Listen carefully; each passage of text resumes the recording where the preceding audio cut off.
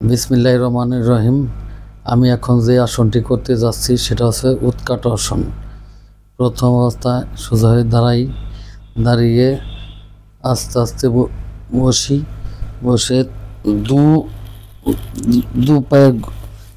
দু পায়ের আঙ্গুলের উপর ভর করে গোড়ালি উঁচা করে এভাবে বসে থাকি। ঘাড় সোজা করে বসি। এ অবস্থা বসে কমপক্ষে 4 বার এভাবে করি। প্রতিবার হলো 20 সেকেন্ড করে 20 সেকেন্ড করে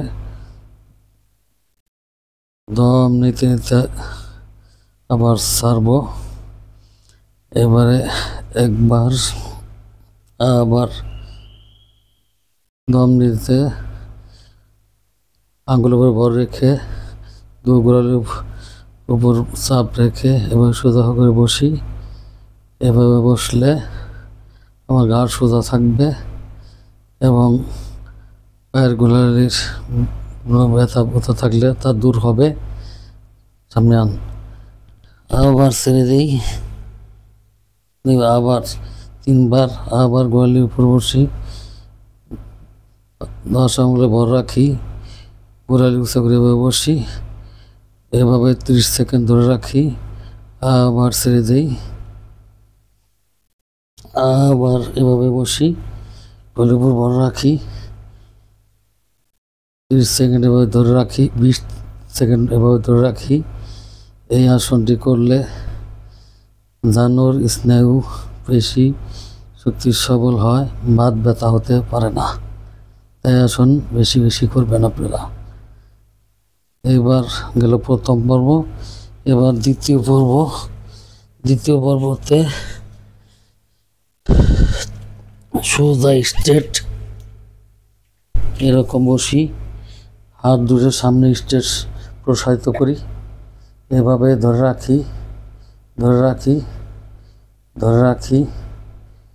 দম নিতে এবং দম ছাড়তে এভাবে 20 সেকেন্ড ধরে রাখি।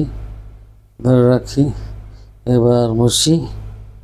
আবার দম নিতে এভাবে 20 সেকেন্ড ধরে রাখি এবং দম ছাড়তে এবার ছেড়ে দিই। এরপরে একটু শবাসন করে নিই।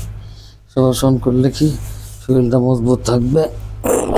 সামনে এই অবস্থায় শবাসন করি এবং 20 সেকেন্ড এভাবে থাকার পরে সোজা স্ট্রেট থাকি। শবাসনে যেয়ে এভাবে কিছুক্ষণ থাকি। এভাবে ধরে শবাসনে থাকি। এরপরে আবার দম নিতে আবার উঠি। ওঠার পরে আবার আগের মতো 2 হাত সামনে প্রসারিত করি। ঠিক এই প্রস্তুতিতে এভাবে থাকি। দম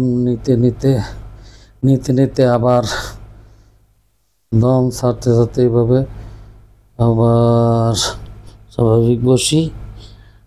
আবার দম নিতে এভাবে সোজা স্ট্রেট 2 হাত সামনে প্রসারিত করি।